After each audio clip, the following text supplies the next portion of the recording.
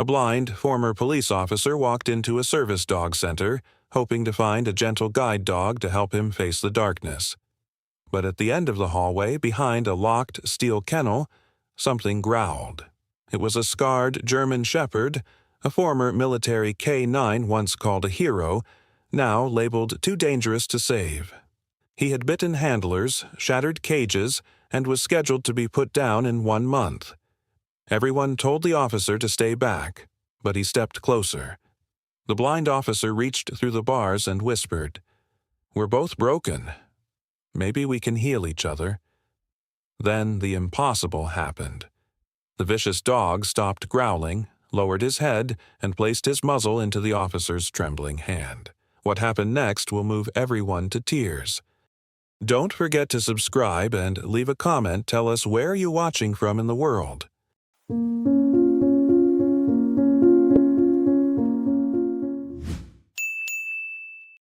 On a humid summer night in Fairmont Hollow, Pennsylvania, the quiet town square glowed under street lamps with storefront windows reflecting red and blue police lights. Before darkness became the shape of his life, Ryan Smith was the kind of man people expected to see when trouble arrived. He was 45 years old, a police officer with the Fairmont Hollow Police Department, and he had spent most of his adult life walking toward danger while others stepped away from it. He was not loud about courage. He did not need grand speeches or medals on a wall. Ryan believed service was something done quietly, like locking a church door after the last elder left, or walking a frightened child home when the storm came in too fast. Fairmont Hollow was not a large town. It was the sort of place where people knew which diner served the best peach pie, which barber talked too much, and which porch lights stayed on for neighbors who worked late. Older residents remembered Ryan by name because he had helped them carry groceries through snow, checked on them after power outages, and once spent half a Sunday fixing a stuck window for a widow who insisted she was perfectly capable while standing on a wobbly kitchen chair. Children waved when his patrol car passed. Some of them called him Officer Ryan, as if his first name belonged to the whole town. His fellow officers trusted him for a different reason. Ryan stayed calm when voices rose. He noticed details others missed. He could read a crowd by the way shoulders tightened, by the way feet shifted, by the way silence changed before trouble broke open. He was strong, but never careless. He was firm, but never cruel. In a town that sometimes mistook kindness for weakness, Ryan had taught people that a steady hand could be stronger than a raised one. That summer evening began with music from a street festival, the smell of grilled corn, and families drifting between food stalls and folding tables. Nobody expected the night to turn. Then a group of young men, angry and reckless, pushed into the main street. They were old enough to know better and young enough to believe consequences belonged to other people. They knocked over signs, shouted at drivers, kicked trash cans into the road, and laughed when frightened families hurried away. Ryan arrived with 2 other officers just as the first trash bin caught fire near the corner of Main and Alder. He stepped out of his patrol car and felt the heat of the flames before he reached the curb. His voice cut through the noise, calm and controlled, telling people to move back, telling the young men to stop, telling his officers to widen the line and protect the families near the storefronts. For a few moments it seemed the crowd might break apart. Then one of the young men threw something that sparked against the pavement. The sound was sharp, ugly, and wrong. Ryan saw people stumble backward. He saw an elderly couple freeze beside a parked car. He saw a little boy on the far side of the street, trapped near a toppled sign and too frightened to move. The boy was Caleb Turner, 10 years old, a local schoolboy with a backpack still hanging from one shoulder because he had come to the festival after tutoring. Caleb stood in the open street, thin arms pulled close to his chest, eyes wide with terror as smoke rolled around him. Ryan did not pause to measure the risk.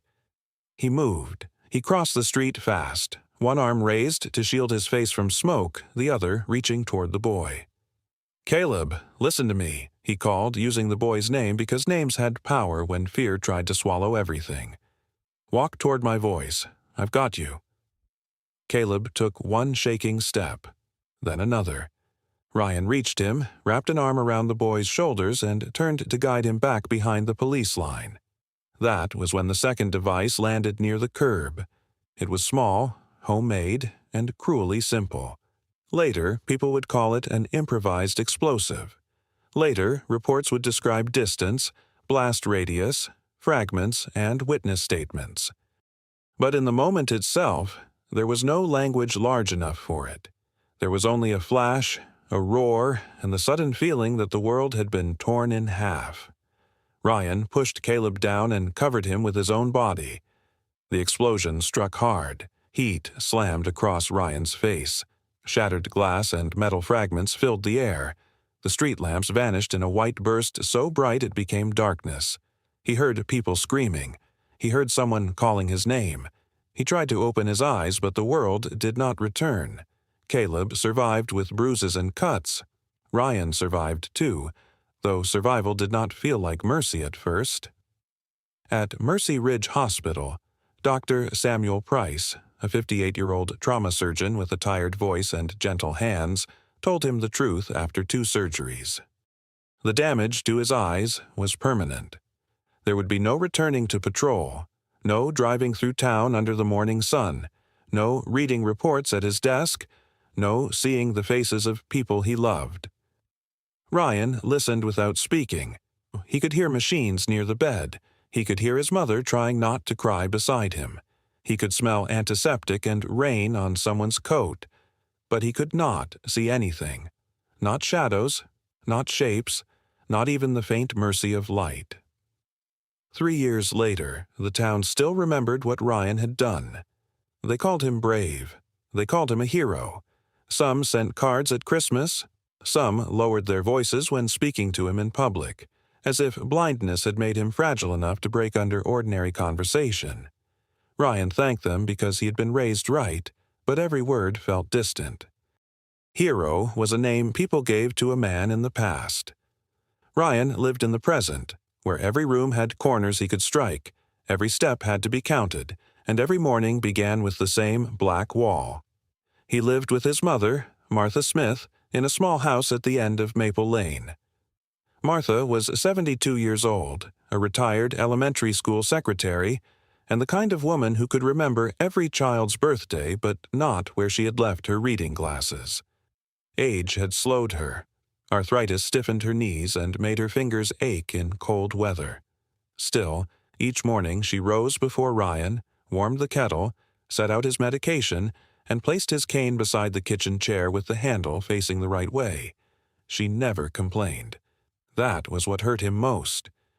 Ryan could hear the effort in her movements, the soft grip of her hand on the railing, the careful breath she took before bending to pick something up, the small pause before she carried laundry down the hall.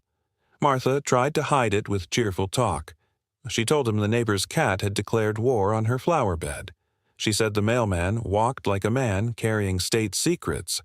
She teased Ryan for making coffee strong enough to wake the old presidents. Sometimes he laughed. Most days he only smiled because she needed him to. The house was safe, but it felt smaller each year. Ryan knew the number of steps from his bedroom to the kitchen. He knew the worn patch in the hallway rug and the table corner Martha kept patting with folded cloth because he had struck his hip there twice. He knew the sound of her slippers, the ticking wall clock, and the way silence gathered after supper. What he did not know was how to feel useful again. He had once been the man who opened locked doors, calmed frightened families, and stood between danger and the people of Fairmont Hollow. Now his mother guided his hand to the back of a chair. She read labels aloud.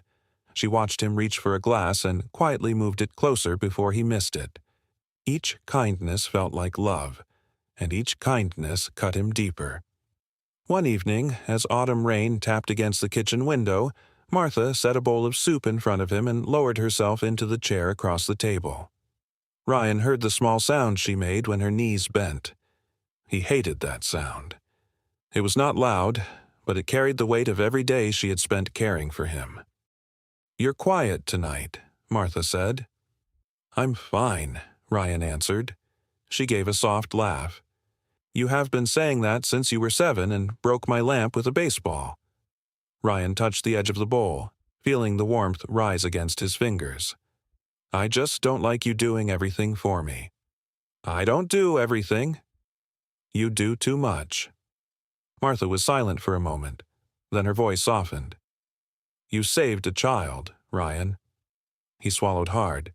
And now, you have to save me every morning. The words settled between them. Ryan regretted them as soon as they left his mouth, but they were true. In the dark, truth often found its way out before pride could stop it. Martha reached across the table and placed her hand over his. Her fingers were thin, warm, and slightly bent from age. Maybe being protected does not erase the years you spent protecting others, she said. Maybe it only means it is your turn to let love do some of the work. Ryan turned his face toward the window, though he could not see the rain. He listened to it instead, soft and steady, falling over the roof of the little house at the end of Maple Lane.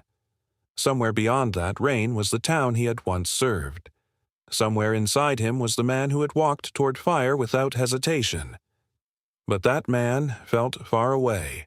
Ryan Smith had lost his sight in one violent flash. What frightened him more was the fear that he had also lost his purpose. He did not yet know that, in another part of town, behind the locked kennel of a service dog center, another wounded soul was waiting for the same answer. Both of them had been called broken. Both of them had been left in the dark. And soon, without either of them knowing it, the road to healing would begin with a growl behind steel bars. The idea had first come from Martha on a quiet morning when frost silvered the kitchen window and the house seemed to be holding its breath. Ryan was sitting at the table, one hand wrapped around a mug of coffee that had already gone lukewarm, while Martha moved slowly between the stove and the sink. She tried to make her steps sound lighter than they were, but Ryan heard everything now. He heard the small scrape of her slipper on the floor, the pause before she reached the cupboard, the breath she held when her knees protested. He had learned to hear pain the way other people read handwriting. You should at least visit the center, Martha said, setting a plate near his hand. Just visit. Nobody is asking you to bring home a parade. Ryan almost smiled. A parade would probably have better manners than I do. That may be true, Martha said, but a guide dog would not argue with me before breakfast. Ryan touched the edge of the plate and found toast. I'm not ready. You have said that for months. Because it has been true for months. Martha did not answer right away. She moved to the sink, and Ryan heard the faint cough she tried to bury behind the running water. It was not a terrible cough. It was small, ordinary, the kind of sound most people would forget as soon as it passed. But to Ryan, it landed heavily. His mother was 72. She had built her days around him without calling it sacrifice, and that made the weight of it harder to bear. Every step she took for him was one more step her tired body should not have had to take. He lowered his head. Silver Creek, he said quietly. That's the place? Martha turned off the water. Her voice softened. Silver Creek Service Dog Center. Helen Carter runs it. People say she is careful, kind, and honest. I called last week. You called? I am your mother. We do mysterious things. Ryan leaned back in his chair. Part of him wanted to refuse again, to keep the walls of his small life exactly where they were. He did not want a dog trained to guide him through rooms he still resented needing help to cross. He did not want another living creature depending on his steadiness when he barely trusted his own hands. More than anything, he did not want to admit that darkness had changed the rules of his life. But Martha coughed again, softer this time. That sound made the decision for him. All right, he said, I'll visit. Martha said nothing for a moment, and Ryan knew she was trying not to sound too relieved. Then she patted his shoulder. Good. And if you do bring home a parade, make sure it knows not to chew my slippers. Silver Creek Service Dog Center sat just beyond the edge of Fairmont Hollow, where the last houses gave way to open fields and a 2-lane road lined with bare trees. The building had once been a small farm office before volunteers and donors helped turn it into a training center. Ryan could not see the white fencing or the low brick entrance, but he felt the space around him widen when Martha parked the car. The air smelled of damp grass, clean straw, and the faint, familiar scent of animals. Martha came around to his side and placed his cane in his hand. "There's a gravel path," she said. "A few steps, then a smooth walkway." "I've got it," Ryan answered, though he let her stand close enough to steady him if needed. They had taken only a few steps when a woman's voice greeted them from ahead. "Officer Smith." Ryan stopped. The title touched something old in him, something sore but not entirely dead. "I'm Ryan," he said. "Helen Carter," the woman replied. Helen was 63, the director of Silver Creek Service Dog Center, and a former veterinary technician who had spent nearly 4 decades working with service animals and retired working dogs. Her voice carried warmth, but it also had the firm edge of someone who had made difficult decisions and lived with them. "I'm glad you came." "Still deciding if I am," Ryan said. Helen gave a quiet laugh. "That is fair.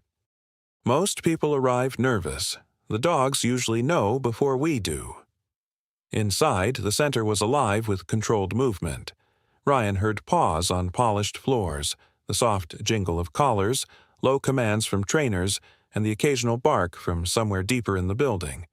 It was not chaotic. It had rhythm, a working rhythm, a place where purpose still had a sound. Helen led Ryan and Martha into a training room where several dogs waited with handlers.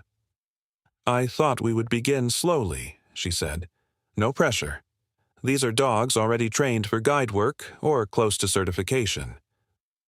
The first dog was a yellow Labrador named Daisy, gentle and steady, with a handler named Mark Jensen, a 34-year-old mobility trainer who spoke in clear, patient sentences. Daisy approached Ryan with polite confidence and pressed her nose lightly against his hand. She was sweet, calm, and careful. Ryan walked a short path with her across the training room, and she stopped perfectly at a raised mat meant to mimic a curb.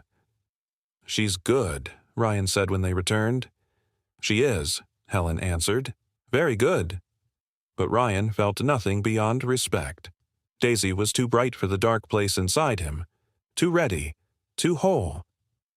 The next dog was a black lab mix named Henry, quiet and dependable. Henry moved with wonderful discipline, guiding Ryan around cones, stopping before a low bench and waiting until Ryan gave permission to move again. Martha watched in silence. Ryan could feel her hope from across the room. It made his chest tighten. After Henry came a golden retriever named Molly, warm, affectionate, and eager to please. She rested her chin briefly against Ryan's knee, and Martha made a soft sound of delight. Ryan stroked Molly's head, grateful for her kindness, but something in him pulled back. These dogs had been trained to lead someone into life. Ryan was not sure he was ready to be led there. Helen seemed to understand. "Sometimes the right match is not the first match," she said. Ryan nodded. "They're all wonderful." "But not yours." He turned his face toward her voice. "No." Helen did not sound offended. "Then we keep walking." They moved down a longer corridor where the sounds changed. The air cooled. The barks grew fewer, deeper, more distant. Ryan noticed Martha's hand brush lightly against his sleeve, not guiding him, just reminding him she was there. At the far end of the hallway, behind layers of steel and concrete, came a growl.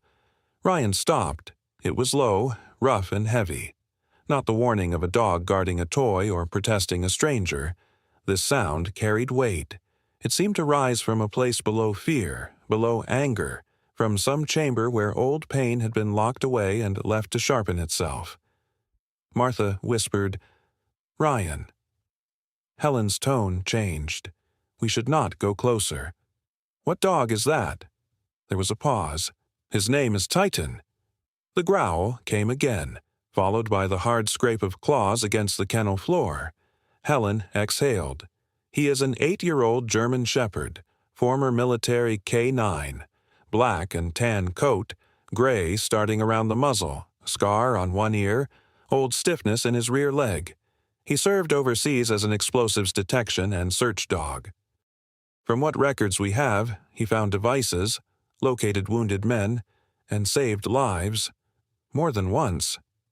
Ryan stood very still. And now he is considered unsafe.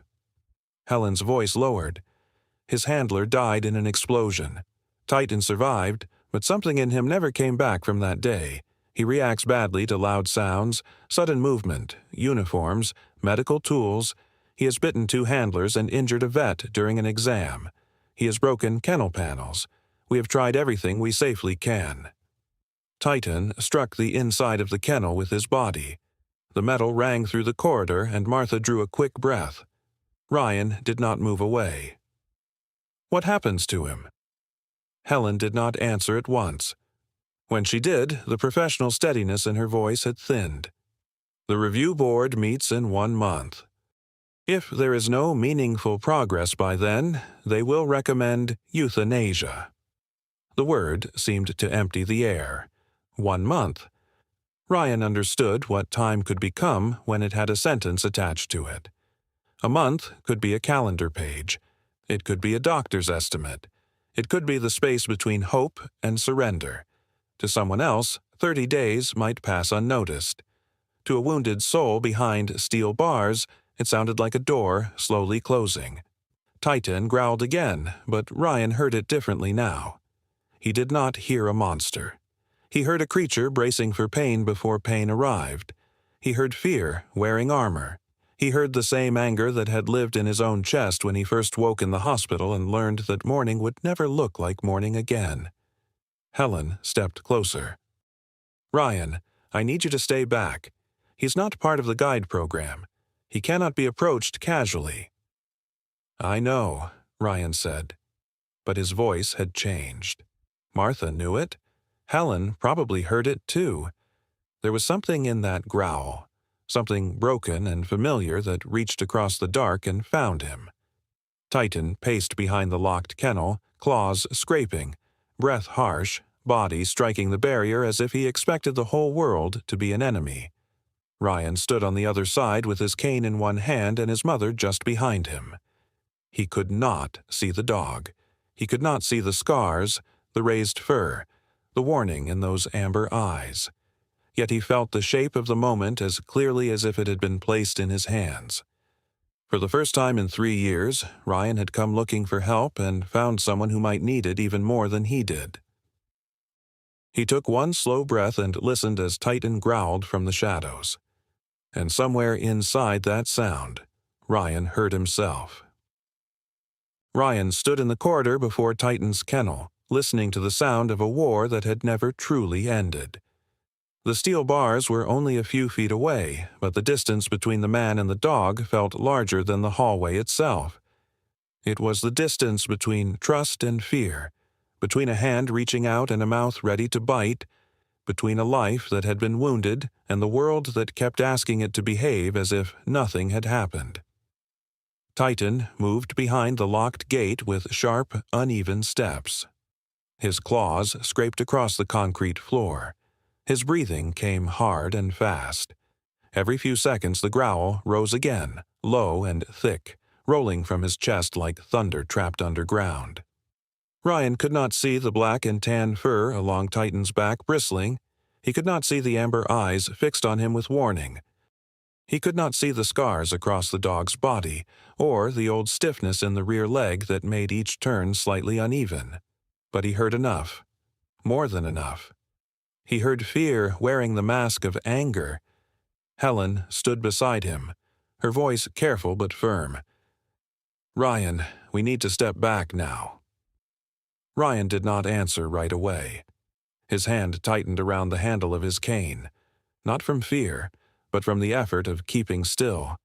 Somewhere behind him, Martha drew in a breath and held it. She trusted him, but trust did not erase danger. Titan was not one of the gentle guide dogs from the training room. He was not Daisy, who had pressed her nose politely to Ryan's hand. He was not Henry, who moved with perfect patience around practice obstacles. Titan was a wounded animal with a record, a locked kennel, and 1 month left to prove he could still live safely in the world. A young worker hurried into the corridor from the side room.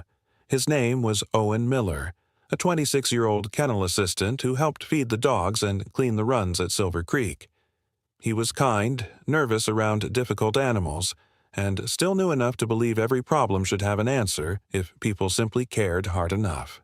When he saw Ryan standing so close to Titan's gate, Owen stopped short. "Ma'am," Owen said to Helen, trying to keep his voice low, "he should not be there." "I know," Helen replied.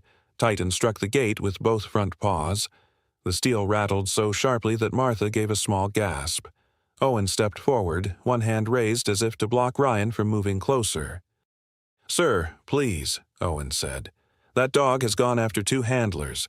He does not give warnings twice." Ryan turned his face toward the kennel. "He is warning us now.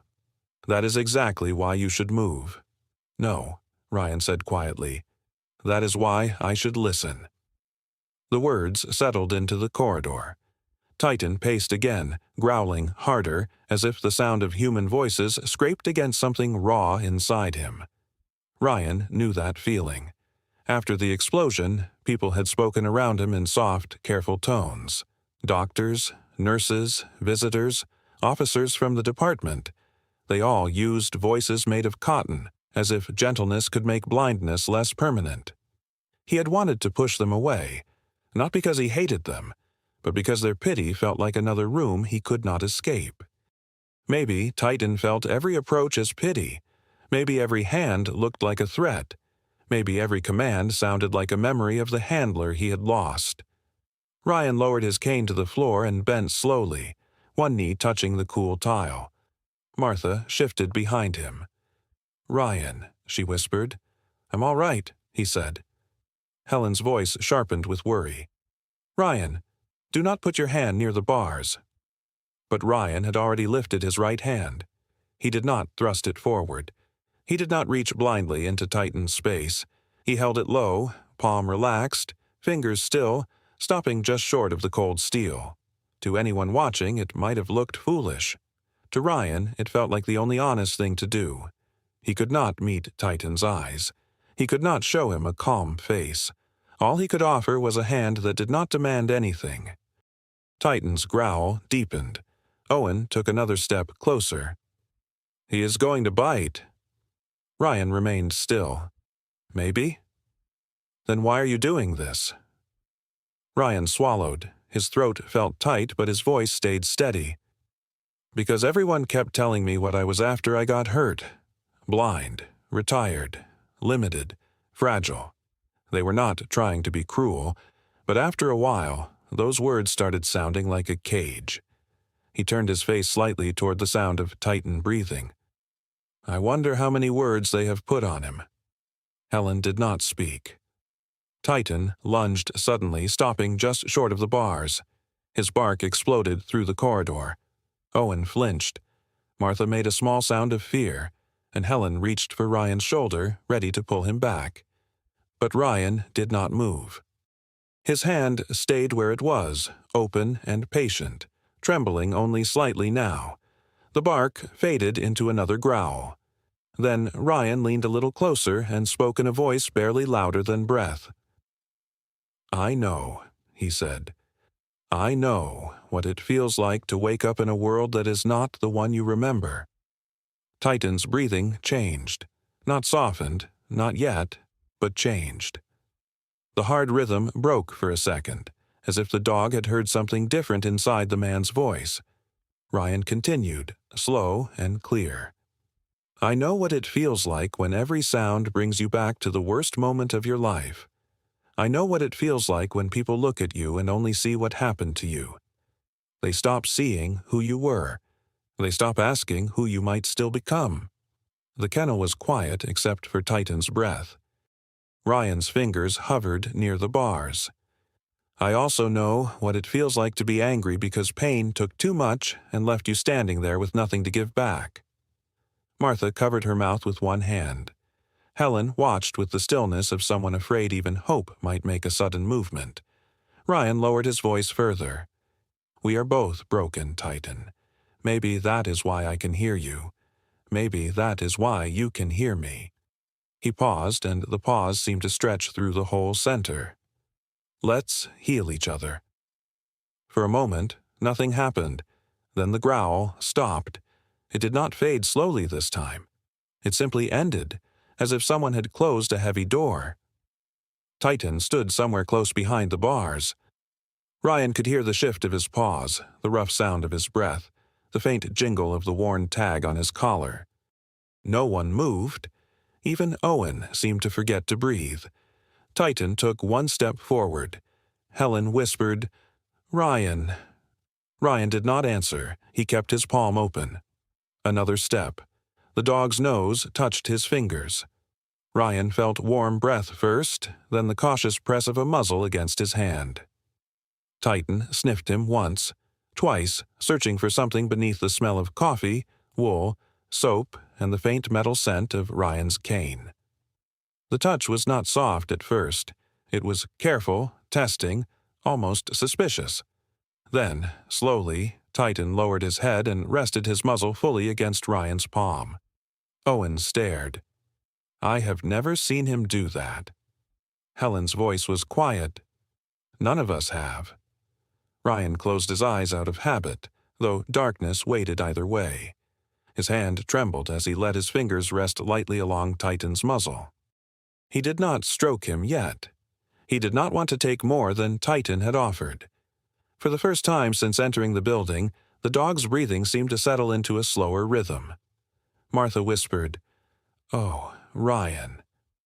Something inside Ryan ached, but it was not the old ache of loss. It was something gentler and more dangerous. Hope always was. Hope asked a person to open a door grief had worked very hard to lock. Ryan remembered a command from years earlier, something a military K-9 handler had once used during a joint training day with the police department. The word came back to him like a coin found in an old coat pocket. "Steady," Ryan said. Titan's body shifted. The command seemed to pass through him, down through years of fear and smoke and memory until it found the soldier still waiting beneath the scars. Slowly, with a stiffness Ryan could hear in the movement, Titan sat. Owen let out a breath. Helen stepped closer, her voice almost breaking. He remembered. Ryan's palm remained against Titan's muzzle. He never forgot.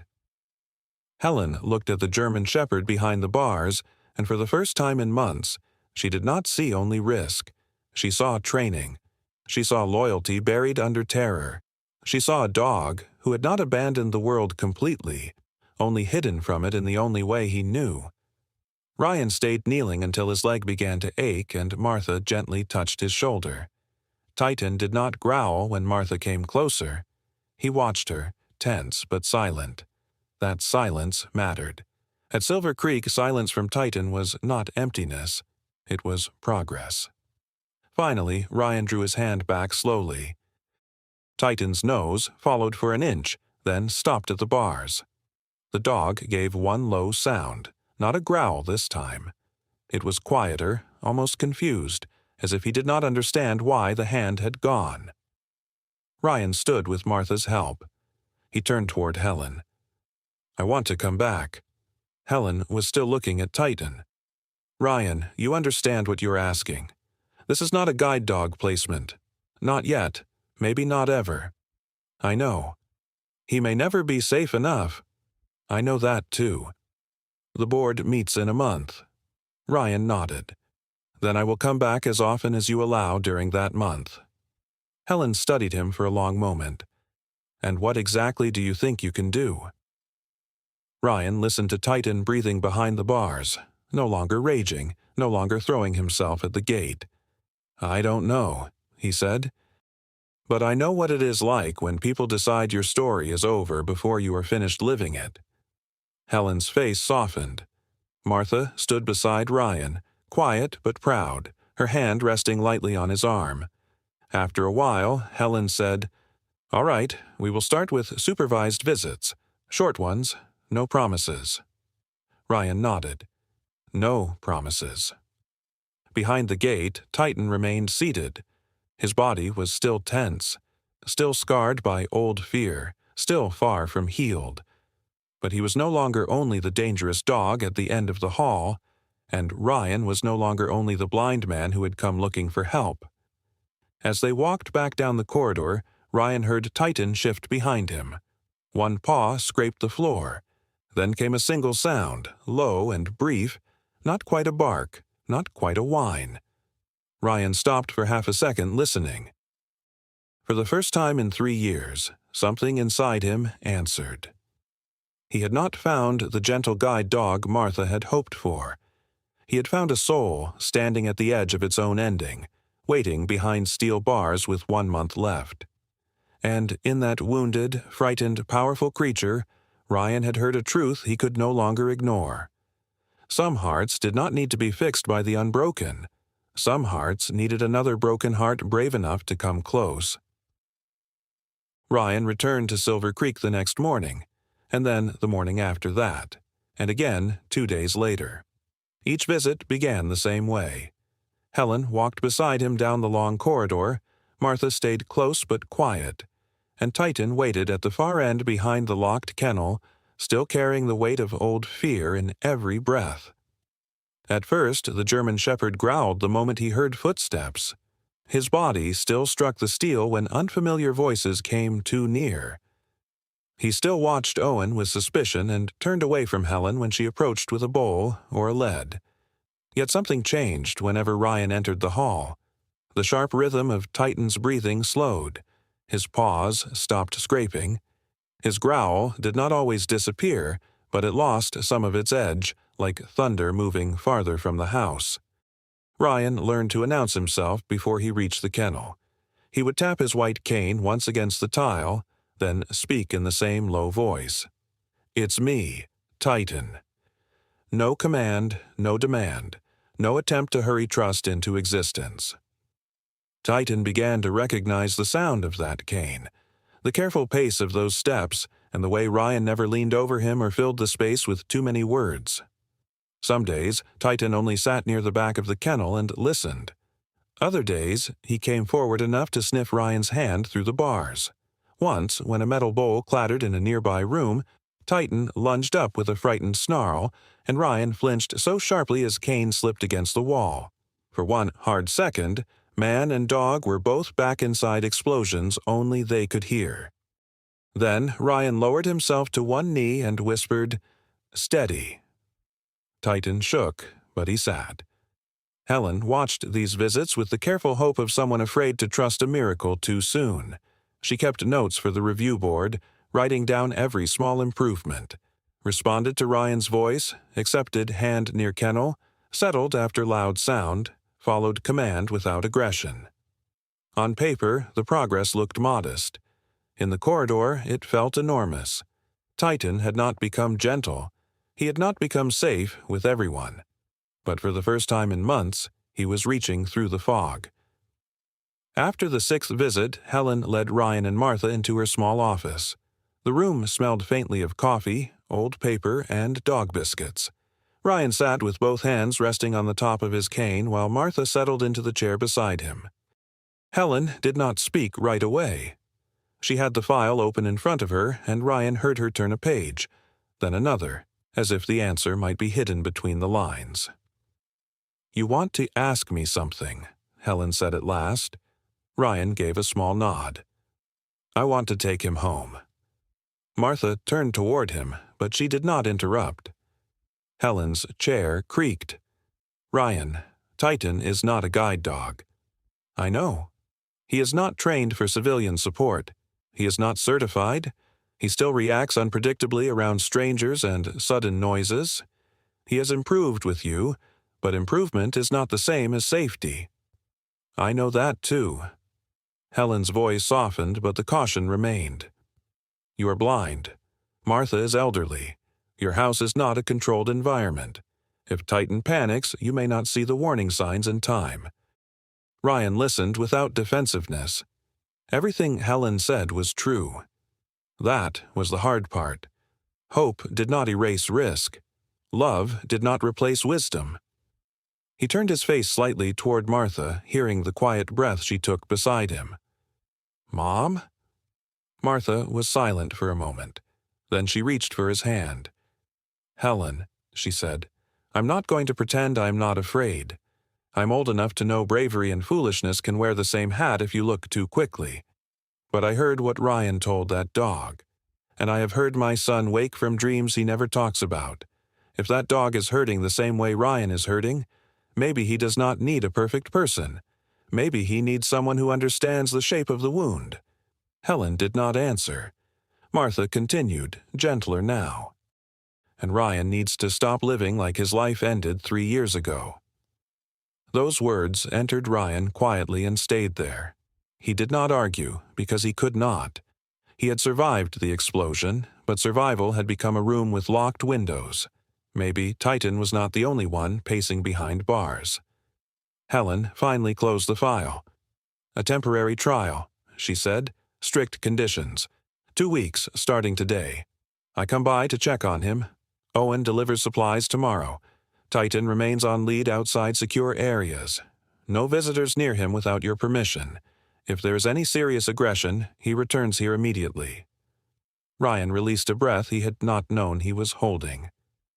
"Thank you." "Do not thank me yet," Helen said. "This is not a rescue scene from a movie. This will be difficult." Ryan almost smiled. "Most things worth doing are." Bringing Titan out of the kennel took nearly half an hour. Owen stood by with a lead and protective gloves, while Helen kept her voice low and steady. Titan resisted at first, backing away when the gate opened, his growl returning as the world widened in front of him. Ryan stood several feet away and spoke only once. "Easy, Titan. I'm here." The dog's ears shifted toward him. Slowly, stiffly, Titan stepped out. He did not come like a pet, eager for home. He came like a soldier crossing ground he did not trust. The ride to Maple Lane was quiet. Titan sat in the back of Helen's vehicle, separated by a safety barrier, panting softly with his head low.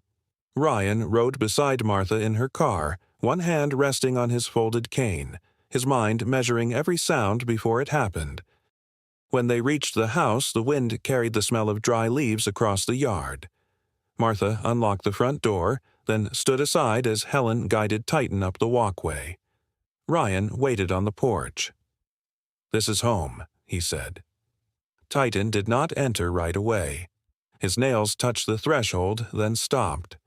The house held unfamiliar smells: old wood, soup, lemon soap, Martha's lavender hand cream, Ryan's coffee, dust warmed by the afternoon sun. Titan lowered his head and sniffed. For a moment, nobody moved. Then Ryan tapped his cane once inside the doorway. Titan followed the sound. The first days were not peaceful. They were honest. A delivery truck rattled down Maple Lane, and Titan dropped to the floor with a harsh bark, his body pressed against the wall. Ryan startled at the same sound, one hand gripping the arm of his chair until his knuckles ached. When a neighbor's car door slammed, Titan growled from beneath the kitchen table and refused to come out for nearly an hour. That night, a distant burst of fireworks from outside town sent him into the corner of the living room, eyes wide, breath ragged, as if the walls had become a battlefield. Ryan sat on the floor several feet away, unable to see him, but able to hear every frightened inhale. "I know," Ryan said into the dark room. "I hate that sound, too." Titan did not come closer, but he stopped growling. Ryan had his own difficult moments. One morning, he misjudged the hallway and struck his shoulder against the doorframe. The sudden pain and the sharp crack of wood pulled him back to the night of the blast. He froze, breath short, cane fallen at his feet. Titan, who had been lying near the sofa, rose with a low rumble. For 1 second, fear answered fear. Then Ryan forced his voice to remain calm. "Steady." The word seemed to steady them both. Titan stood near him, not touching, but near enough that Ryan could hear him breathe. Ryan bent slowly, found his cane, and whispered, "Good boy." They began learning each other in small ways. Ryan discovered that Titan's breathing changed before a panic response. There was a hitch, then a quickening, then the scrape of paws. He learned that the lead tightened differently when Titan was curious than when he was afraid. He learned that Titan slept lightly, always facing the doorway. Titan learned that Ryan moved by sound and touch. He began to pause when Ryan's cane tapped a chair leg. He began to stand between Ryan and the coffee table without being told. He did not guide, not in the trained way, but he noticed. For a dog who had been trapped inside his own terror, noticing someone else was a beginning. Martha brought warmth into the trial as if warmth were one of the house rules. She spoke to Titan while making supper, not in a foolish voice, but in the practical tone she used for everyone she loved. "You may be a decorated soldier, but in this kitchen you wait your turn." She saved him soft pieces of plain beef when she could, placing them in his bowl with ceremony. "Ryan has his eye drops. I have my arthritis tablets. And you, furry captain, have beef. Try not to let the power go to your head." Ryan laughed before he could stop himself. It surprised him. The sound came out rough, unused, but real. Martha looked toward him, and though he could not see her face, he knew she was smiling. Titan lifted his head from his bowl. Ears pricked as if laughter were a new command he had not yet learned. By the end of the first week, the house no longer felt like it was holding a storm. It felt like it was learning weather. There were still hard sounds, hard nights, and moments when Titan retreated into fear. Ryan still woke from dreams with his heart racing. Martha still moved slowly, and the old floor still creaked under the weight of all three of them. But something had shifted. The silence after supper no longer gathered like loneliness. It settled around them like a blanket. One evening, Ryan sat in his chair in the living room while Martha knitted by the window. The needles clicked softly in her hands. A small lamp warmed the corner, though Ryan knew it only by the heat it gave off and the faint hum near the table. Titan lay at his feet, his body close enough that Ryan could rest one hand lightly on the dog's back. The German shepherd did not tense. He sighed, deep and tired, then lowered his head onto his paws. Martha said, "Well, look at us." Ryan turned slightly. "What?" "3 old souls pretending we are not old. Titan is only 8. In dog years, that makes him qualified to complain about the weather." Ryan smiled. His hand moved once over Titan's back, slow and careful. The dog's tail gave a single soft thump against the floor. Outside, the evening wind moved along Maple Lane. Inside the small house, a blind man, his aging mother, and a wounded K9 sat together in a peace none of them had expected to find. They were not healed yet, not even close, but the fire was lit, and for that night it was enough. Rain had been falling over Maple Lane since early afternoon, soft at first, then steady enough to blur the windows and turn the small backyard into a patchwork of wet leaves and dark soil. Inside the Smith house, the living room was warm, quiet, and tired in the way a house becomes after a hard day has asked too much from everyone inside it. Ryan sat in his chair near the fireplace, resting after a short training session with Titan. They had only practiced simple things, moving from the living room to the hallway, stopping before the edge of the rug, turning back toward the kitchen, and settling again. To anyone else it might have looked like almost nothing. To Ryan, it felt like learning a new language with his feet, his hands, and his trust. Titan lay beside him, close enough that Ryan could hear the slow rhythm of his breathing. The German shepherd was not sleeping deeply. He rarely did. Even at rest, some part of him remained alert, listening beneath the ordinary sounds of the house. Ryan had begun to understand that habit. He knew what it was like to live with one ear still trapped in the worst night of your life. In the kitchen, Martha was preparing tea. Ryan heard the small clink of a cup, the soft scrape of the kettle being moved, and the slow rhythm of her steps across the floor. She had insisted on doing it herself. Ryan had offered to help twice, and twice she had answered with the same gentle stubbornness. "I have been making tea since before you were tall enough to steal cookies from the counter," she had said. "I believe I still know the way." Ryan had smiled, but the sound of her steps kept his attention. The rain always made her joints ache. On days like this, her knees stiffened, and each movement required more care than she wanted him to notice. Martha tried to move lightly, but Ryan heard the truth in every pause. She had slowed down more than she admitted. It worried him in a way he did not know how to say without sounding ungrateful for all she had done. "Mom," he called toward the kitchen, "leave the towels by the back door. I can get them later." "You will do no such thing," Martha replied. "The last time you helped with towels, you folded one around a dishcloth and called it efficient." It was efficient. It was a crime against laundry. Ryan gave a quiet laugh. Titan lifted his head at the sound, ears twitching, then settled again. These small exchanges had become part of the house's healing. Martha's humor kept sorrow from taking every chair at the table. Ryan's laughter, still rare, no longer sounded foreign to him. Titan seemed to study it each time, as if laughter were a sign that danger had stepped outside for a while. Martha moved toward the back door to retrieve a towel she had left hanging on a hook just outside. The kitchen floor near the door had always been a little troublesome in wet weather. Ryan had told himself to remind her to place a mat there, but the thought had passed, crowded out by training sessions, visits from Helen, and the constant work of learning how to live with Titan safely. The kettle began to hiss softly on the stove. Rain tapped harder against the glass. Then came a sound Ryan almost missed, a sharp slide, a chair scraping hard, a sudden, heavy fall. Ryan sat up. "Mom?" For 1 second, there was only the rain and the kettle's rising hiss. Then he heard something else. A faint breath. Not a word. Not even a full cry. Just a thin, broken sound from the kitchen. Titan was already on his feet. The dog's body changed before Ryan could move. His breathing sharpened. His ears came forward. Every part of him seemed to gather itself into purpose. This was not the wild panic Ryan had heard during fireworks or slamming doors. This was focus. Old training, buried under fear, rose like a soldier answering a call.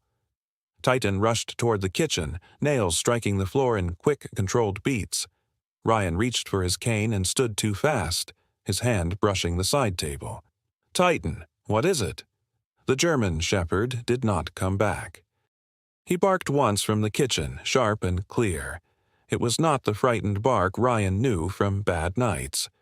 It was a warning, clean as a bell. Ryan's chest tightened. "Mom!" In the kitchen, Martha lay on the wet floor near the back door. Her foot had slipped as she reached for the towel. The fall had knocked her against the low cabinet beside the door, and one leg was pinned awkwardly beneath a wooden chair that had toppled with her. Her head ached where it had struck the cabinet edge, and the breath had gone out of her for several terrible seconds. She tried to call Ryan, but pain turned her voice into a whisper. Worse, the kettle on the stove had begun to spit. Water had overflowed from a cup she had knocked loose, spreading across the floor in a thin stream. It moved slowly, but it was moving toward the wall outlet below the counter. Titan saw the danger. He barked again, then pushed his muzzle against the fallen chair. It did not move enough. He tried again, harder, bracing his front paws against the floor. The chair scraped an inch. Martha gasped from the pressure on her trapped leg. "It's all right," she whispered, though she could barely speak. "Good boy." Titan shifted his angle. He shoved the chair with his shoulder, a deep sound building in his chest. Not a growl of fear this time, but effort. The chair dragged across the tile just enough to loosen Martha's leg. She cried out softly, then went still, breathing hard. Titan did not stop. He lowered his head, caught the sleeve of Martha's cardigan gently between his teeth, and pulled. It was careful, not rough, but strong enough to slide her a little farther from the spreading water. Martha tried to help by pushing with one hand, but her arm trembled. Titan pulled again, then stood between her and the wet area, barking toward the living room. Ryan had reached the hallway by then, one hand against the wall, Kane searching too quickly. His heart pounded so hard that the dark around him felt alive. He could smell something now. Hot water, wet cloth, and the faint metallic scent of fear. "Titan," he called. "Come." Titan came at once, but not to settle. He ran into the hallway, barked sharply, and grabbed Ryan's sleeve. The pull was firm but controlled. Ryan froze for half a breath. In the past, a sudden tug might have frightened him. Now he understood. This was not chaos. This was communication. "Lead me," Ryan said. "Take me to her." Titan turned, keeping close to Ryan's leg. The dog moved with a precision no one had formally taught him in that house. He slowed near the narrow table in the hallway. When Ryan's hip came too close to the edge, Titan stepped across his path and stopped him. Ryan felt the pressure of the dog's body against his shin and shifted left. They moved again. At the kitchen entrance, Titan barked once and stopped. Ryan lowered himself carefully, one hand reaching forward. His fingers touched tile, then water. Titan barked immediately and nudged his arm away from the wet patch. Ryan understood. "Water?" Titan barked again, then moved closer to Martha and gave a lower sound, guiding Ryan's hand in the only way he could. Ryan reached farther to the side and found Martha's wrist. Her skin was cold and trembling. "Mom," he said, and his voice broke despite his effort to steady it. "Mom, talk to me." "I'm here," Martha whispered. "I fell." "Can you move?" "My leg hurts. My head, too. Titan pulled me away from the water." Ryan's throat tightened. He kept one hand on Martha and felt around with the other until he found the kitchen phone on the lower shelf near the doorway. It took longer than he wanted. His fingers shook. Titan stood near the wet floor, barking each time Ryan shifted too close to danger. Not loud enough to confuse him, but sharp enough to warn him. Ryan dialed emergency services. The dispatcher who answered was Brenda Cole, a 41-year-old emergency operator at the County Response Center, trained to keep people calm during crisis calls. Her voice was clear and steady as Ryan explained that his elderly mother had fallen, might have a head injury, and there was water near an electrical outlet. Brenda kept him focused, telling him to stay clear of the wet area, keep Martha awake, and wait for responders. Titan remained between Ryan and the danger, his paws planted, his body tense but controlled. Every minute felt long. Ryan stayed on the floor beside Martha, holding her hand and speaking to her as gently as he could.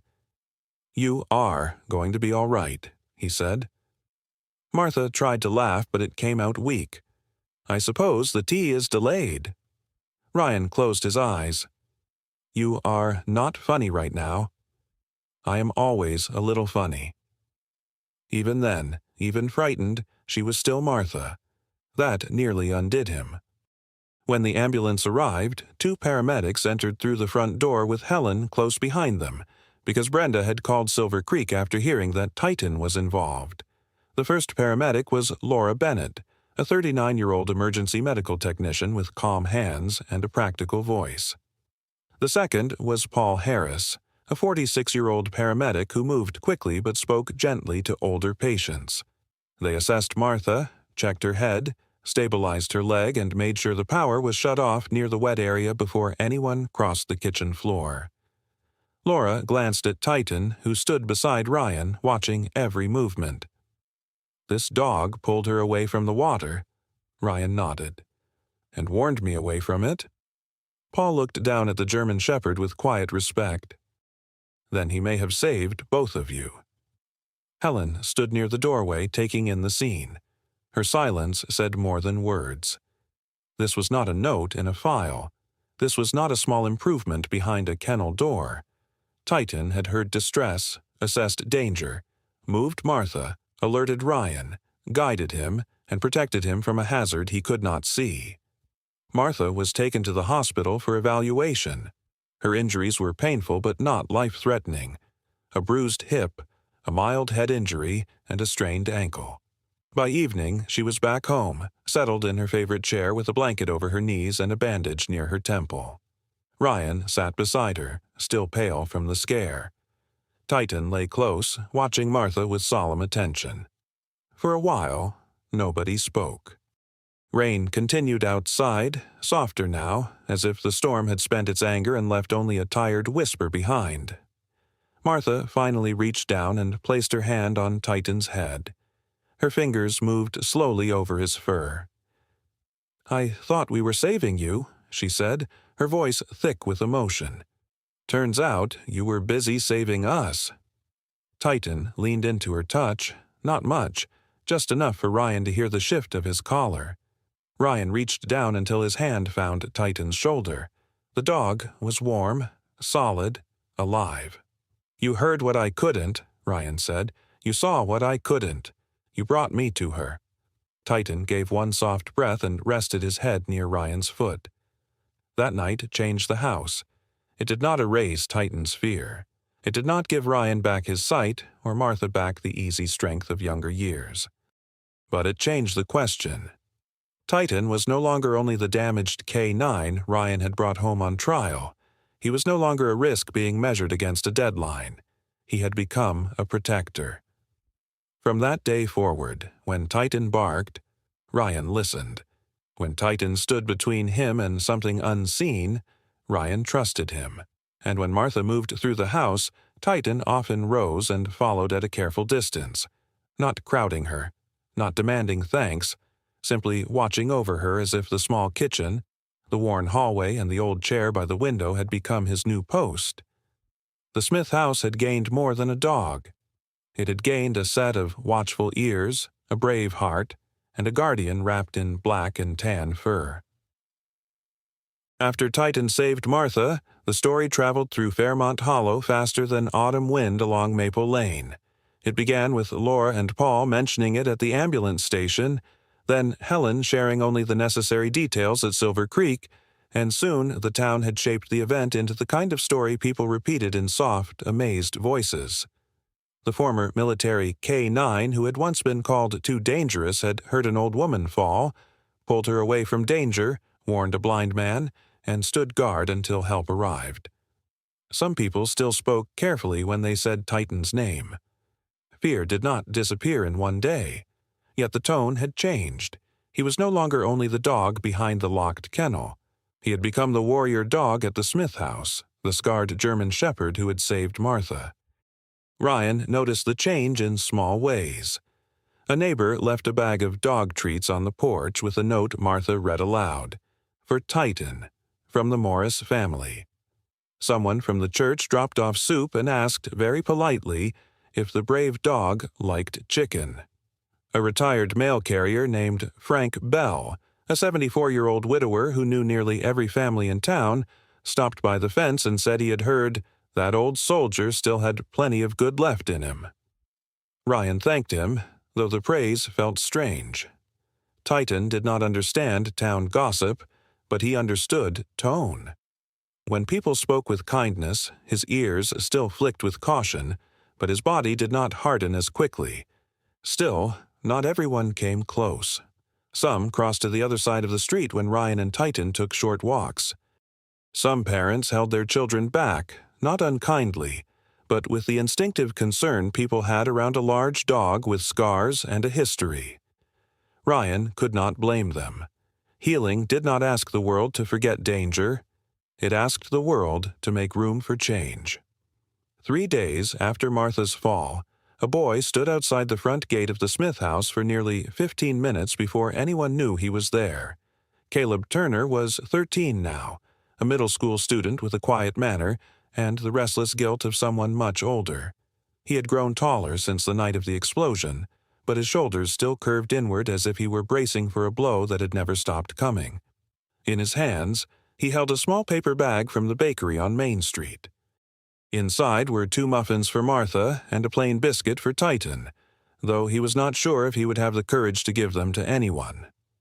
Caleb had passed the Smith house many times over the years. He had never come to the door. He remembered Ryan's arms around him, the shove that sent him down, the blast that followed, and then the sight of police officers rushing through smoke while Ryan did not get up. Adults had told him he was not responsible. His mother had told him that Ryan had made a choice. A counselor at school had told him guilt was the mind's way of trying to control something terrible. Caleb had nodded each time, but none of those words had reached the place where the memory lived. In Caleb's mind, Ryan's blindness had a terrible arithmetic. One boy saved. One man's sight lost. He had been the boy. Titan hurt him first. Ryan was sitting in the living room while Martha rested in her chair, her bandaged temple healing well but still tender. Titan lay near Ryan's feet, his head down but his ears awake. Suddenly, the dog lifted his head and looked toward the front of the house.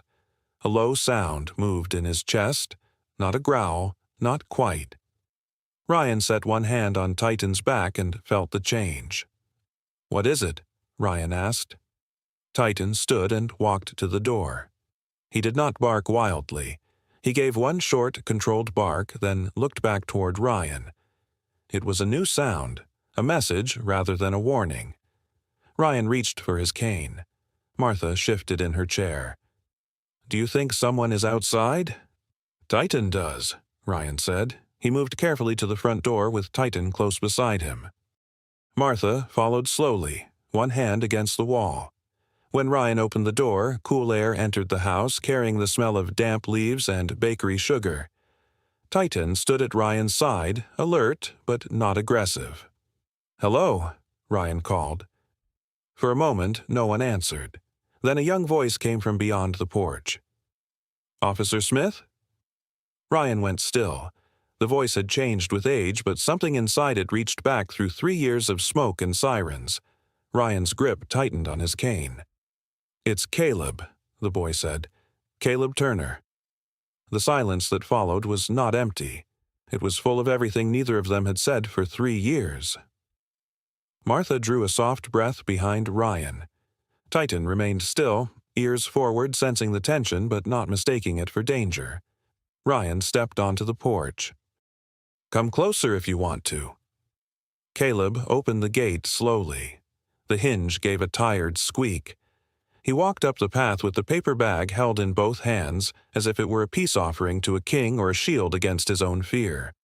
When he reached the porch steps, he stopped. "I brought these," Caleb said, "for Mrs. Smith, and one for Titan. I asked if it had anything bad for dogs, and the baker said no." Martha's voice softened. "That was kind of you, Caleb." The boy nodded, though Ryan could hear his breathing grow uneven. Titan took one step forward. Caleb froze. The German shepherd sniffed the air, then gave a small huff and sat beside Ryan. No growl, no lunge, only watchfulness. "He knows you're not here to hurt anyone," Ryan said. Caleb swallowed. "I didn't know if he would." "I didn't either, the first time." That almost made the boy smile, but it did not last. His voice cracked before the next words came out. "I'm sorry." Ryan said nothing. Caleb gripped the paper bag tighter. "I know people said I shouldn't say that. I know everyone says it wasn't my fault. But I was there. You came for me. If I had run faster, if I hadn't frozen, if I hadn't been standing there, you would still be able to see." Martha whispered his name, but Ryan gently raised a hand. He needed to answer this himself. "Caleb," Ryan said, "come here." The boy climbed the steps. He stopped close enough for Ryan to reach him. Ryan lifted one hand slowly, and Caleb leaned forward so Ryan could find his shoulder. The boy was trembling. "You were 10 years old," Ryan said. "You were scared. That is not a crime. But you lost your eyes because of me." Ryan let the words sit for a moment, not because they were true, but because Caleb had carried them so long they deserved to be heard before they were set down. "No," Ryan said at last. "I lost my sight because someone chose to bring violence into our street. I saved you because you were a child who needed help. You did not take my eyes, Caleb. You are the reason that night was not meaningless." Caleb made a small sound, and then he was crying. Not loudly, not like a child wanting attention. He cried like someone who had been holding a heavy door shut for years and had finally run out of strength. Ryan kept his hand on the boy's shoulder. Martha wiped her own eyes in silence.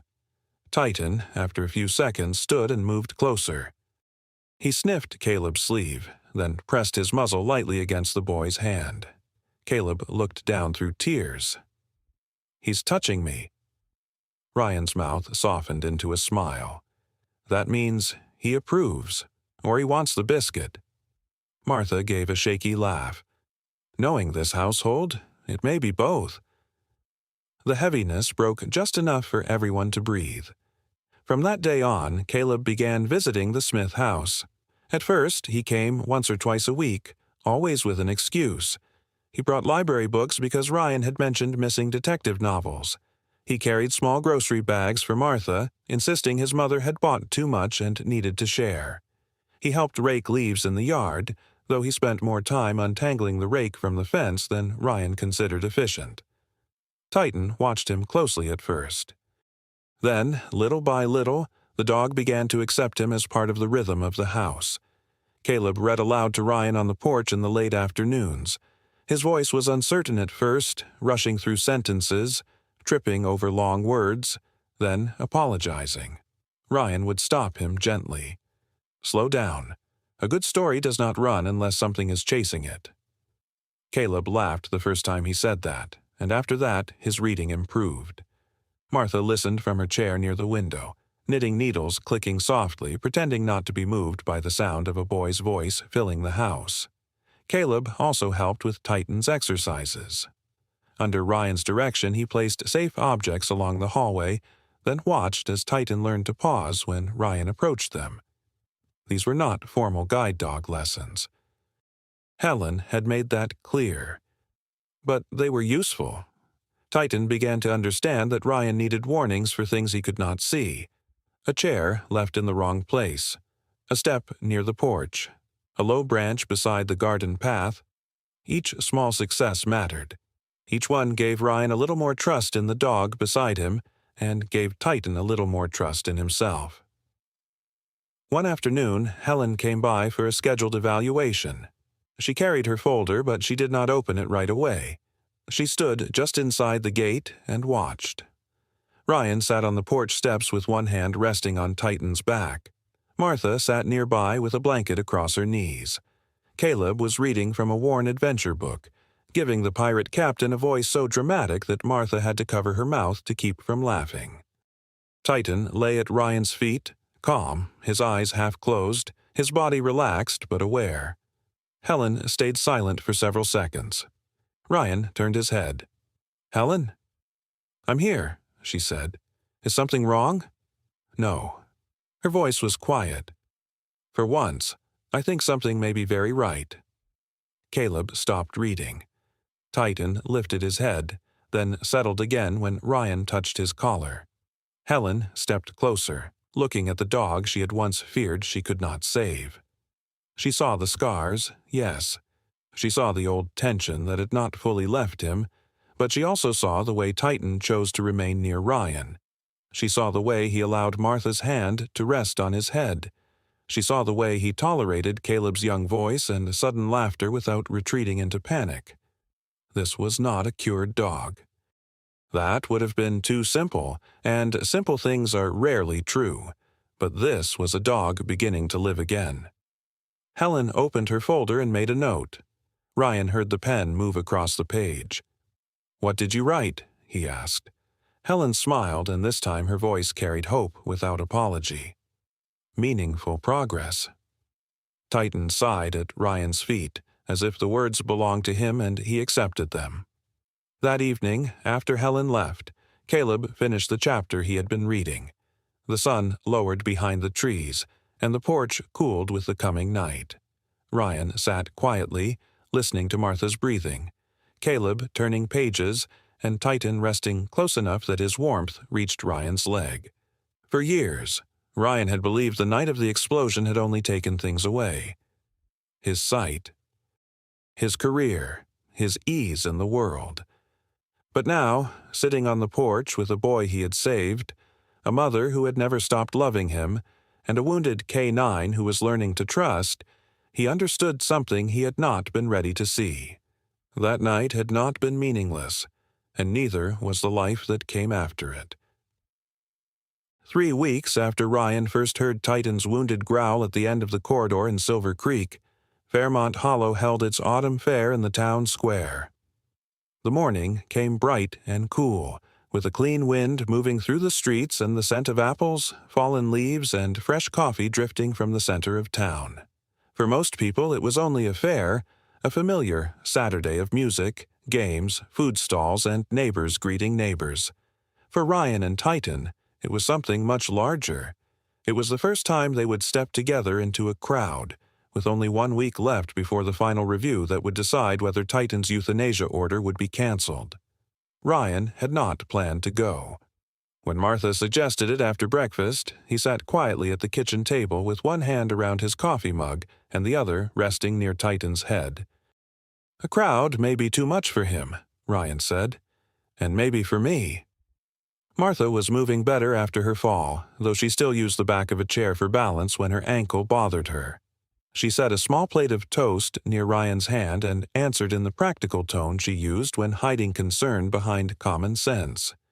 "A crowd may also be good for both of you. You cannot heal forever inside a living room." Ryan turned his face toward Titan, who was lying beside his chair. The dog had been calmer in recent days. Not cured, not simple, but steadier. He still lifted his head at sudden noise. He still watched doors like every room needed guarding. Yet the panic no longer owned him every time the world became loud. Ryan reached down and found the thick fur at Titan's neck. The German shepherd raised his head and placed his muzzle gently against Ryan's hand.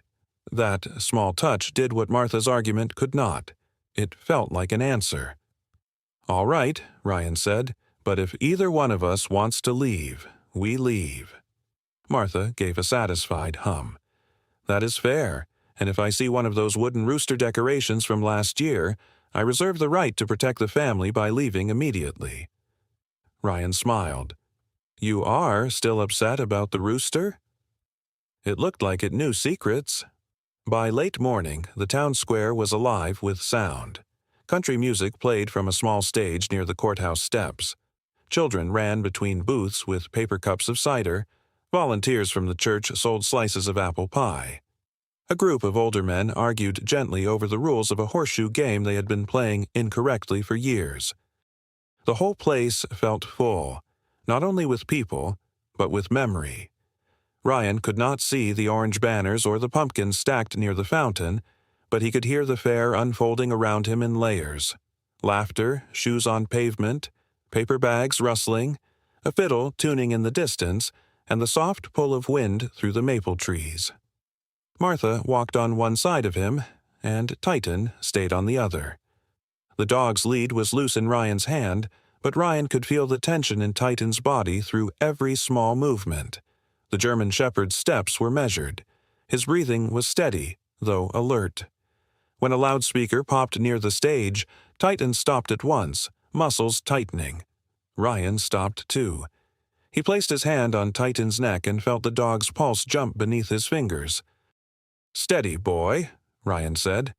Titan did not sit immediately. He looked toward the noise, ears forward, body ready to retreat. Ryan kept his hand still and his voice low. "You are here. I am here. Nothing is coming for us." The next breath Titan took was deep. Then another. Slowly, the stiffness eased. He shifted closer to Ryan's leg, not hiding but choosing to stay beside him. Martha said nothing, though Ryan could hear the relief in the way she exhaled. They continued. At first, people noticed them quietly. Conversations softened as they passed. Ryan felt the attention even without seeing faces. Once, that would have made him want to turn around. He had grown tired of being the man people remembered from a tragedy. But this time, something was different. Titan was beside him, scarred and watchful, carrying his own story in every step. Ryan was not alone under the weight of being looked at. They carried it together. Near the pie booth, a child's voice called out, "Is that Titan?" Ryan stopped. A little girl approached, then halted a few feet away. Her name was Lily Parker, an 8-year-old student at Fairmont Hollow Elementary School, small-voiced but brave enough to ask what the other children were wondering. "My grandma said he saved Mrs. Smith," she said. "Can I pet him?" Martha leaned slightly toward Ryan. "She is keeping a respectful distance." Ryan smiled and lowered his hand to Titan's head.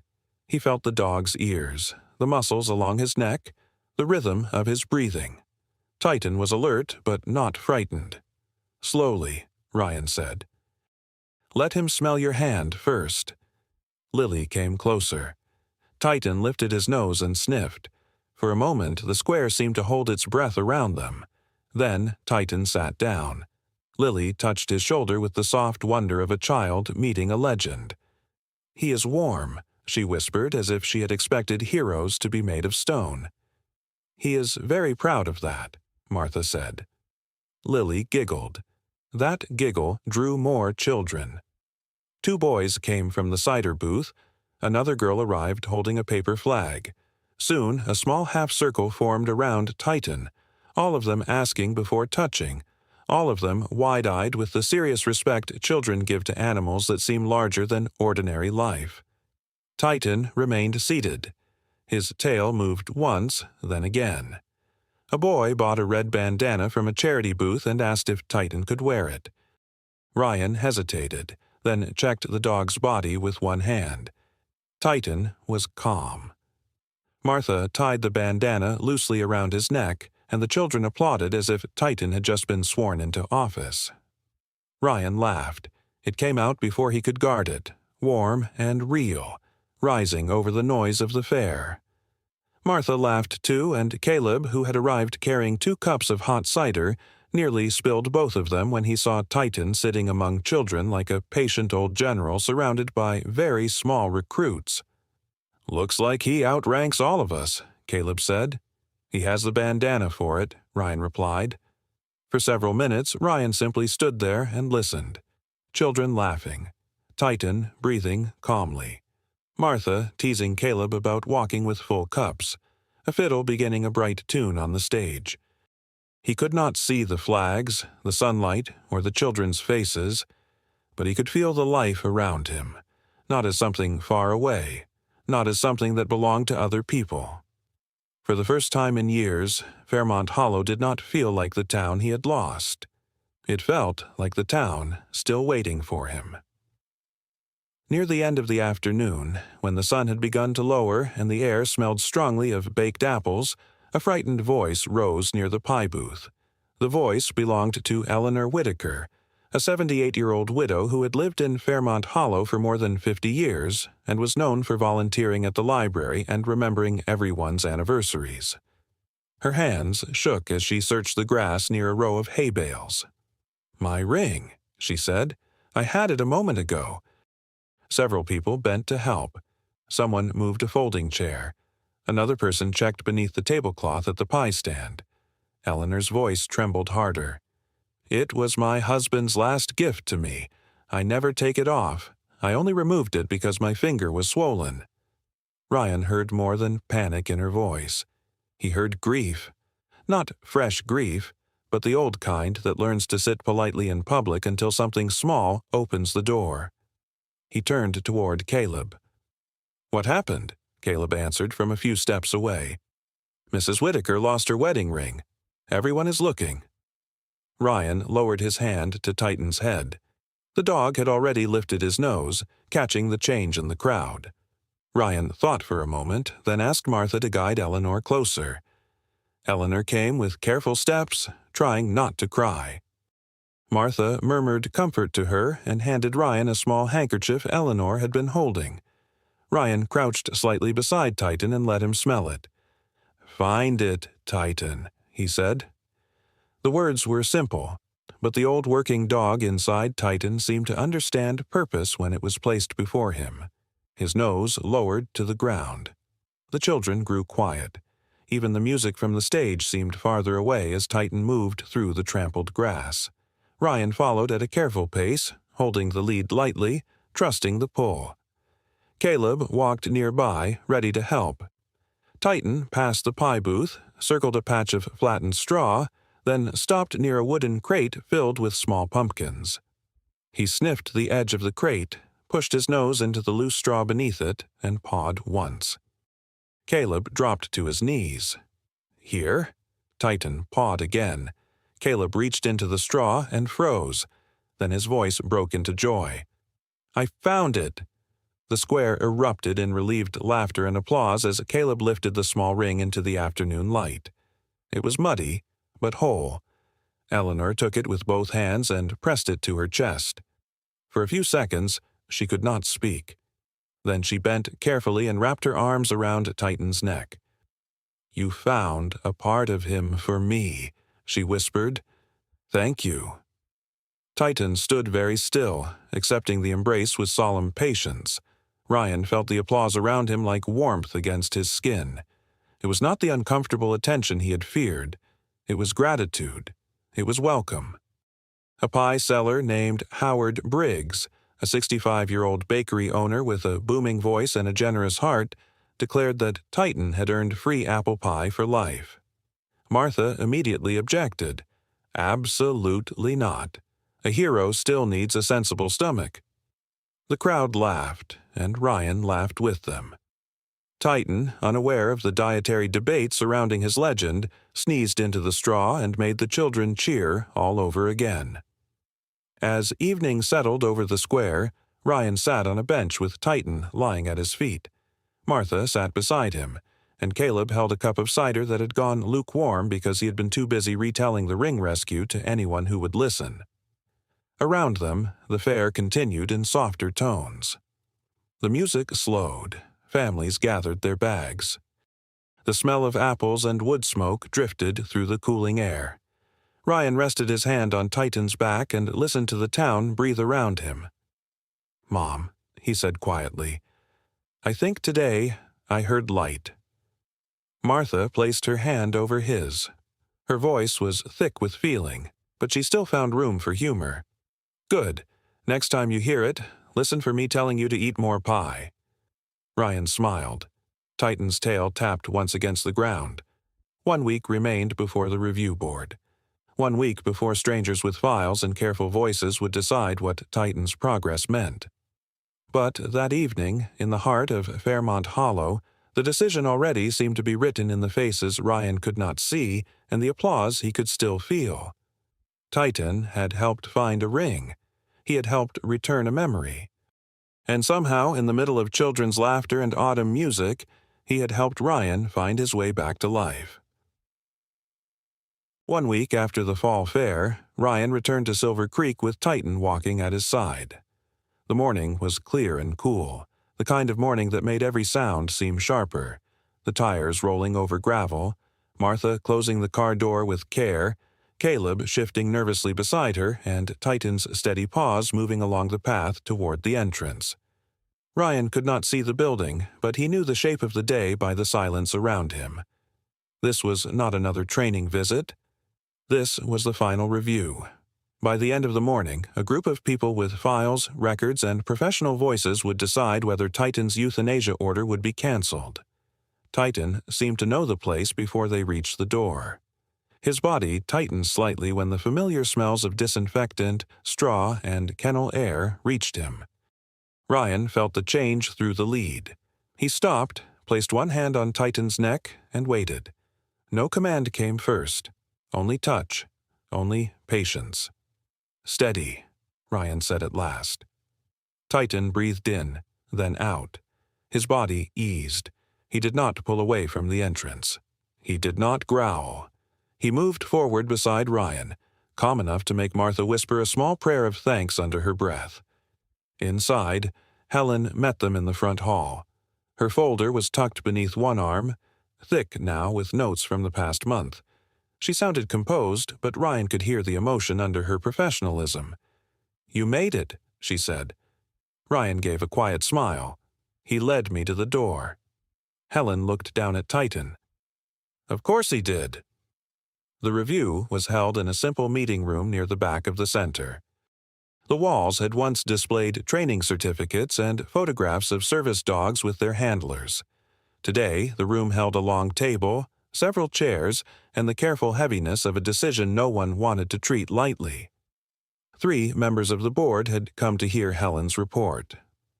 Dr. Elaine Foster was a 56-year-old veterinarian who specialized in behavioral cases and had evaluated difficult working dogs for more than 20 years. Martin Hayes was a 64-year-old retired K-9 unit supervisor who served as a safety advisor for the county. Rebecca Shaw was a 49-year-old animal welfare attorney who helped oversee ethical decisions for shelters and rehabilitation centers. None of them looked unkind, but none had come prepared to be moved by sentiment alone. Ryan sat with Martha on one side and Caleb nearby. Titan lay at Ryan's feet, alert but quiet. Helen stood at the front of the room with her folder open. For a moment, she looked at the dog who had once thrown himself against steel until everyone feared he had no peaceful place left inside him. Then she began. When Titan arrived at Silver Creek, Helen said, he was considered one of the most difficult cases we had ever accepted. He had a history of military service, documented trauma exposure, and aggressive responses to handling. He could not be safely examined without sedation. He reacted to sudden sound, direct approach, confinement stress, and unfamiliar people. At that time, we believed we had limited options. Ryan listened, his hand resting lightly on Titan's shoulder. He felt the dog's breath remain steady. Helen turned a page. Over the last month, we have observed a significant change. That change began when Titan responded to Ryan Smith. During their first interaction, Titan ceased aggressive display, approached voluntarily, and responded to the command, "Steady." Since then, Titan has shown progressive improvement in controlled contact, household adjustment, sound recovery, and task awareness. Dr. Foster leaned forward. "Can you speak to his behavior outside the center?" Helen nodded. "Yes." Titan completed a temporary home trial with Ryan and Martha Smith. During that trial, he did not harm any resident or visitor. More importantly, he demonstrated purposeful protective behavior without uncontrolled aggression. When Martha fell in the kitchen, Titan moved the chair trapping her leg, pulled her away from spreading water near an electrical outlet, alerted Ryan, guided him to her location, and warned him away from the hazard. Martha's fingers tightened around her handkerchief.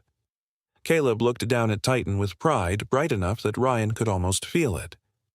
Martin Hayes spoke next. "That is a strong response." "Was it trained?" "No," Helen said. "Not in that environment. It appears to be a combination of working dog instinct, prior training, and attachment to the household." Rebecca Shaw made a note. "And public exposure?" Helen's voice warmed slightly. At the Fairmont Hollow Fall Fair, Titan remained controlled in a crowded environment. He tolerated children approaching under supervision, remained calm after loudspeaker noise with Ryan's support, and successfully located Eleanor Whitaker's lost wedding ring by scent after being given a handkerchief. Eleanor sat near the back of the room. She had come without being asked, wearing her wedding ring safely on her finger. She was not part of the official review, but Helen had allowed her to attend as a witness. When her name was mentioned, she lifted her hand to the ring and smiled through tears. Dr. Foster studied Titan for a long moment. "He is still a trauma case." "Yes," Helen said. "He is not cured. I would never claim that. He still requires structure, an experienced handler environment, and careful boundaries. But he is not beyond rehabilitation." The room became quiet. Ryan felt the old fear rise in him, not loud, but cold. So much of his life had been decided by other people after the explosion. Doctors had decided what could not be repaired. Department officials had decided he could not return to duty. Well-meaning neighbors had decided he needed pity. Now, once again, a wounded life waited while others discussed whether it still had a place in the world. Then Titan shifted. His head lifted, and he pressed his muzzle against Ryan's hand. It was a small touch, hidden under the table from some, but Ryan felt its full weight. The dog was there, present, trusting him. Ryan spoke before he planned to. "May I say something?" Helen turned toward the board. Dr. Foster nodded. "Go ahead." Ryan stood slowly, one hand on his cane, the other resting near Titan's collar. "I cannot give you medical certainty," he said. "I cannot promise Titan will never be afraid again. None of us can promise that about any living soul. But I can tell you what I know. When I met him, everyone called him dangerous. I understood that. I also understood what it feels like when people stop seeing the person beneath the damage." He paused, keeping his voice steady. "Titan does not need to be treated like a harmless toy. He is not that. He is a former military K-9 with scars and fear and training buried under pain. But in my home, he has shown judgment. He has warned instead of attacked. He has protected instead of panicked. He has chosen trust when fear would have been easier." Martha was crying softly now. Caleb sat very still. Ryan continued. "I came to Silver Creek looking for a dog to guide me through the dark. I found one who needed someone to guide him through his. We are not perfect together, but we are better together, and I believe he deserves the chance to keep becoming better." No one spoke for several seconds after he sat down.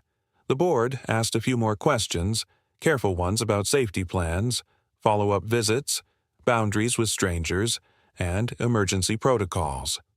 Helen answered each one. Ryan added what he could. Martha promised that Titan would not be placed in uncontrolled situations. Caleb promised, with all the seriousness of 13, that he would always ask before approaching during training. That made Martha smile through her tears. At last, the board members stepped into the hallway to discuss the decision. The room felt much larger after they left. Ryan sat without moving. Titan remained pressed close to his leg. Caleb whispered, "Do you think they'll say yes?" Ryan wanted to answer with confidence, but honesty mattered more. "I hope so." When the board returned, Dr. Foster held the file in both hands. Her voice was formal, but not cold. After reviewing the evidence, the board finds that Titan has demonstrated meaningful behavioral progress and strong potential for continued rehabilitation under structured conditions. The euthanasia recommendation is canceled. Martha let out a sob. Caleb covered his mouth with both hands. Ryan bowed his head, and for a moment he could not speak. His hand found Titan's fur. The dog gave one slow wag of his tail against the floor, as if he knew a door had opened. Dr. Foster continued, "Titan will remain under monitored placement with Ryan Smith, with Silver Creek providing support and follow-up assessments." Helen's voice trembled when she said, "Thank you." But the decision did not end there. In the weeks that followed, Silver Creek announced a new rehabilitation effort inspired by Titan's case. Helen called it the Broken Brave Program, a special project for retired military dogs, police K-9s, and service animals suffering from severe trauma. The goal was not to pretend scars did not exist. The goal was to match wounded working dogs with people who understood patience, structure, and second chances. The opening ceremony was held in the training yard on a mild afternoon. Neighbors from Fairmont Hollow came with folding chairs, small donations, and the quiet pride of a town that had watched a story change before its eyes. Martha sat in the front row, her hands folded over her cane, her face glowing with tired joy. Caleb stood near the small podium holding a sheet of paper. Eleanor sat beside Martha, her wedding ring shining softly when the sun touched her hand. Caleb read his piece in a voice that shook at first, then grew stronger. "A hero is not someone who never gets hurt," he said. "A hero is someone who still chooses love after being hurt."